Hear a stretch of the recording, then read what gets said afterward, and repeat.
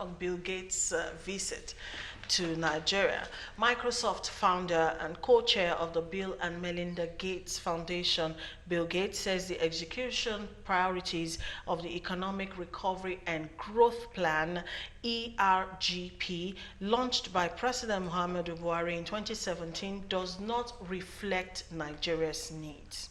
According to him, if the current trends in education and health continue and government spends the same amount with the same results, there will be no economic growth, as the country will only keep on increasing in population without improvement in gross domestic product. He lamented that Nigeria is one of the most dangerous places in the world to give birth, with the fourth worst maternal mortality rate, ahead of only Sierra Leone, Central African Republic, and Chad.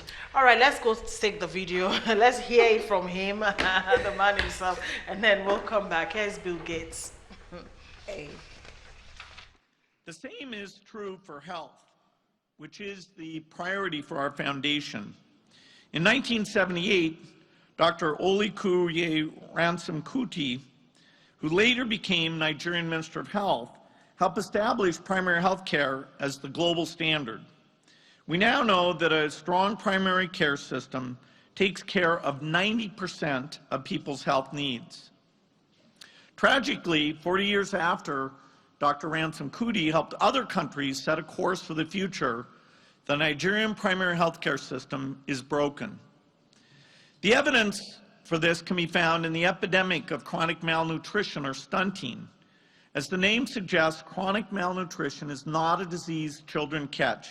It is a condition that develops over time because they are deprived of a diverse diet and the services of a strong primary health care system, including vaccination. Our biggest office in Africa is here. We've already committed over 1.6 billion in Nigeria so far.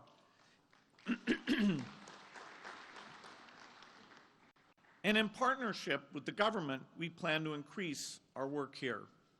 We have a strong relationship across the board at the federal level, state level, businesses, NGOs, and civil society organizations. We're eager to support you as you work to make Nigeria a global economic powerhouse that provides opportunity for all its citizens. I'm impressed how much Nigeria has changed in the past decade. One example is the technology sector. The energy I talked about during the early days of Microsoft, our passion and our willingness to take risk, that same energy now powers technology hubs across Nigeria like Co-Creation and Inspire. The novelist Chimamanda Adichie, whom my wife especially admires, captured the country spirit when she said her fellow Nigerians have big dreams and big ambitions. The line graph of Nigeria's per capita GDP shows where those dreams and ambitions can lead. With the exception of the recent recession, the slope goes up. As a result of this growth, Nigeria is now the biggest economy on the continent. You're rapidly approaching middle-income status like Brazil, China, and Mexico. But growth is not inevitable. Nigeria has unmatched economic potential, but what becomes of that potential depends on the choices you make as Nigeria's leaders. The most important choice you can make is to maximize your greatest resource, the Nigerian people. Nigeria will thrive when every Nigerian is able to thrive. If you invest in their health, education, and opportunities, the human capital that we're talking about today, then that will lay the foundation for sustained prosperity.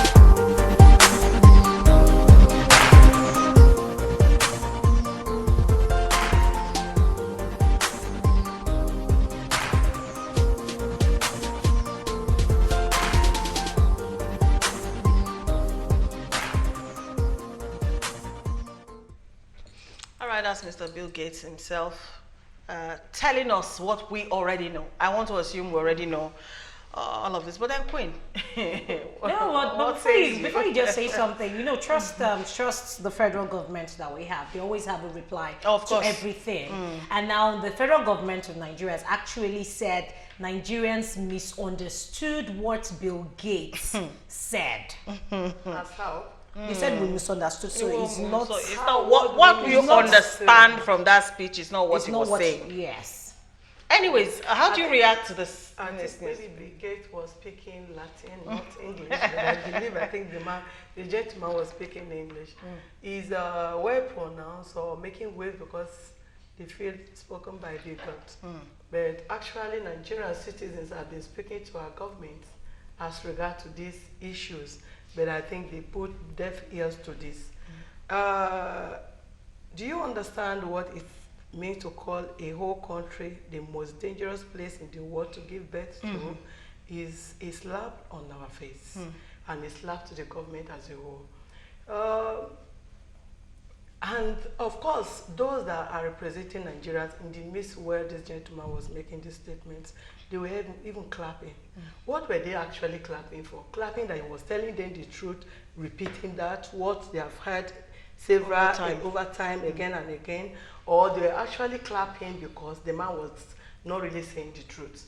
Let's face the fact, I think our government needs rehabilitation on their side. Mostly the president input. Okay, Mr. Ikem. It's like him. I was saying it off camera. Essentially, what Bill Gates said was a no-brainer.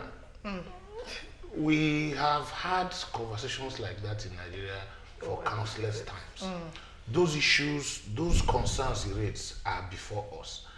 And I will agree with those. When I read Bill Gates' speech, what I actually saw was a message of hope. He didn't quite single out anybody for condemnation. He raised issues facing us, which everybody from President Buhari to the lowest local government councillor knows already. Maternal mortality is almost non-existent. Maternal mortality is prevalent because we don't have hospitals. We don't have a functional primary healthcare system. Our health insurance scheme here is skewed to favor the rich. He just reminded us of certain things we already know. If you remember, before the 2015 election, when I think there was a convention somewhere in Jos or Port Harcourt where Obi Ekwesili addressed APC leaders then, or was it shortly after the election? I think it was before the swearing in, that Obi told them a lot of home truths in the economic and social infrastructure of this country. Then, because of the way we have divided ourselves politically, people said Obi was crying because she had lost out, because she didn't get this.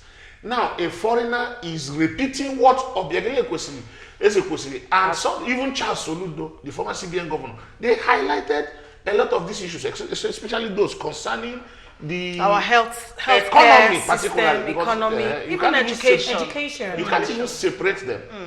All of them work to form one unit, which is the overall integrity of our nation. We have heard this thing. We are aware. Our political leaders cannot claim to be ignorant of some of these things. But the problem is, who will make them do all the needfuls? Who will make a Buhari understand that our health budget is weak and even the little budgeted has not been fully implemented? Exactly. Who will tell them that a Bill Gates is claiming he's spending 18 billion, 1.8 You know, that part, $1.8 billion? Can I butt in? That was the part of the speech that broke my heart. You know, because his foundation, his and his wife's foundation, target mostly health issues. And in his speech, he said Nigeria takes the most. Now, you know, in terms of facilities, yes. Bill Yes, Gates there's nothing to works show with for it. government agencies, civil society organizations, NGOs, and stuff. he doesn't make direct interventions. He won't come to my village in Ngurunsoka to build a hospital. He won't go to the remote village in New Busa, Niger State to build a hospital. He works with people who collect this money, collect this equipment to do that. Even outside of government, $1.8 billion is a lot of money. Where is this thing going? We are still killing ourselves, midwifing his intervention and frittering away the money. So even when government has a lot of their failures, these private sector organizations and non-NGOs and civil society organizations mediating between Bill and Melinda Gates Foundation and the ordinary person, if they push the budget this foundation allocates to Nigeria, I don't think we will have as much problem as we have at the moment. But he didn't tell us anything new. We know where the problem is. They are in a lot of other proposals sitting before governors and local government chairmen and presidents and ministers and commissioners. They won't ever see the light of day because the people don't have the cerebral power to see the future and know that there is something that is important to invest in that place, to seek and work beyond the self for a much larger social goal of emancipating and protecting every other person. Like in defense to what the federal government said, they actually gave their own quotes. They said, that's the minister, for instance, capital allocations to education, including universal basic education in the 2015 budget was 91.903 billion, but the allocation was increased to 112.543 billion in 2016. That's in defense of what Bill Gates said. Is it in increasing the figure on paper, or for us to see, the results of what that increment is doing? We work with numbers. Big, bogus numbers, exactly. so and so billion, so and so billion. We don't look at impact, which is why economics separates growth from development. If we are growing because we're using Dangote's networks to measure Nigeria, are we developing because there are more Dangotes we are planting in other sectors?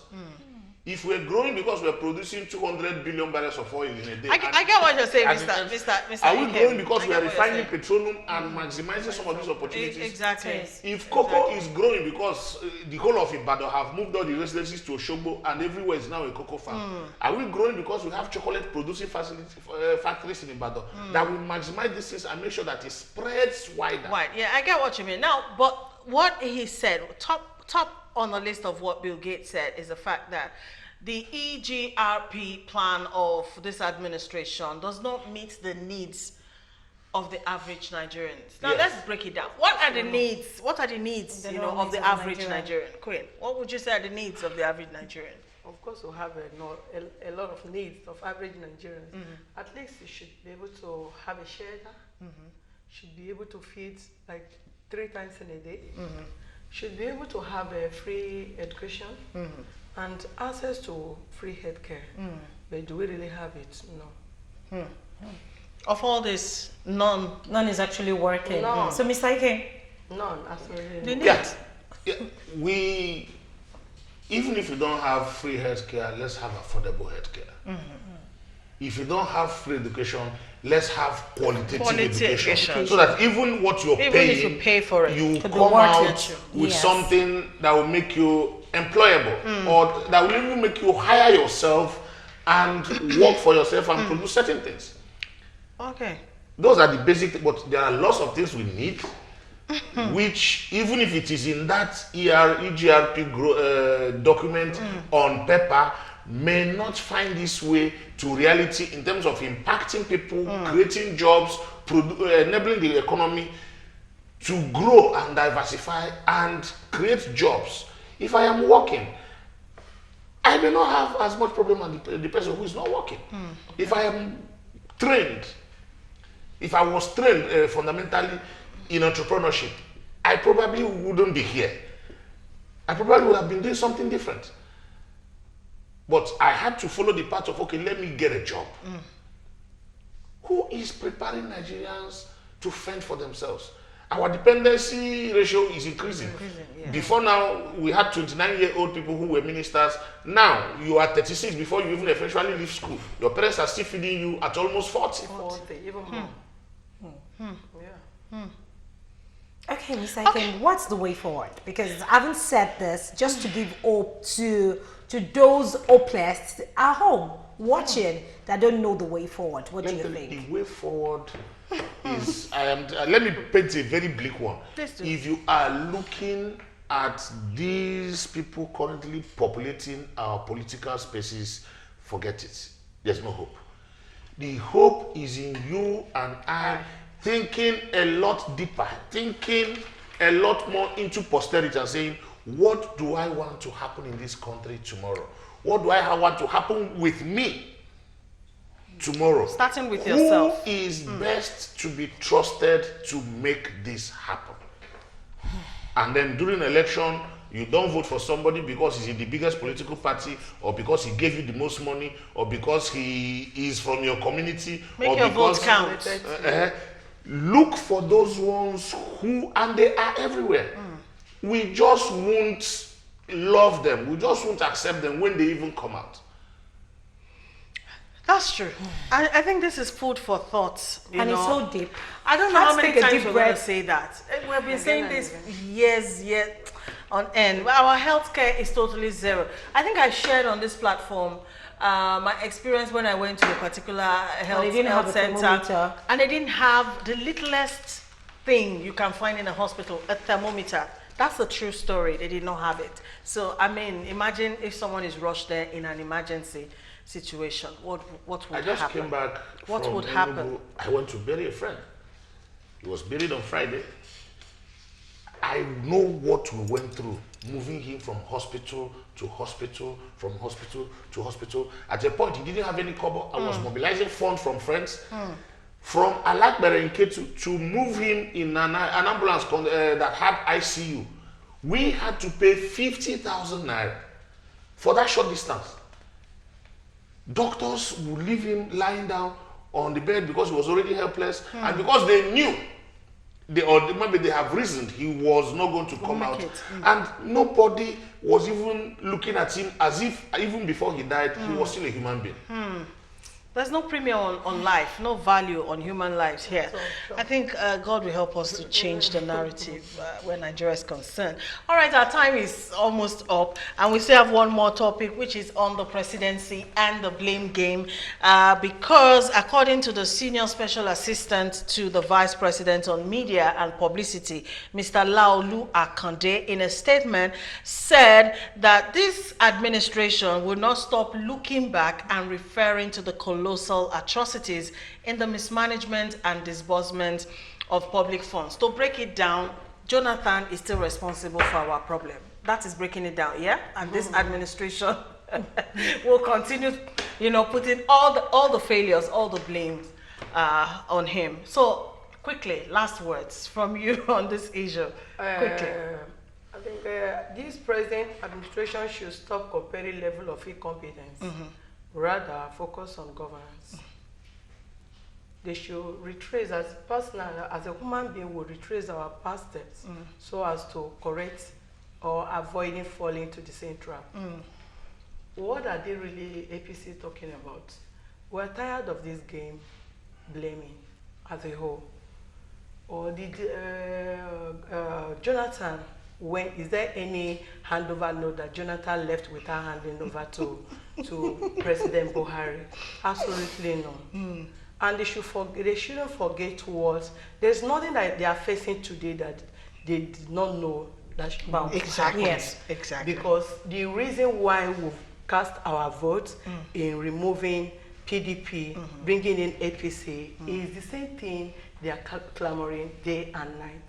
Well said. They should, of course, they should look forward to accomplish their campaign promises and stop all the blame game. All this blame All right, game. Mr. Okubo, because of our time. Well, quickly. let me leave you with a very famous quote that says, "Every today well lived makes every yesterday a dream of happiness and every tomorrow a vision of hope." Let this government begin to live for today. investing in our tomorrow so that when they leave, we can also remember them, we can also dream about them in happiness and envision those who will come after them as those ones who will continue to give us hope. Blaming Jonathan endlessly will not help them. Jonathan his government wasn't good. This one has not helped by refusing to do another thing apart from blaming him. All right. Thank you so much. All right. This late feedback just came in, says it's a pity. Some Bill Gates regrets on the birth of Nigeria as God regretted creating man. And he went on to say that that same man, that God created and failed, is a Nigerian. I think that's just on a lighter note. Thank you so much, Mr. Ikemokuru. And thank you, Queen Rose Ame. Thank you for coming on the show today. All right, tomorrow at 12, do hook up with us on The Buzz for another interesting episode of the show. Have yourself a good day.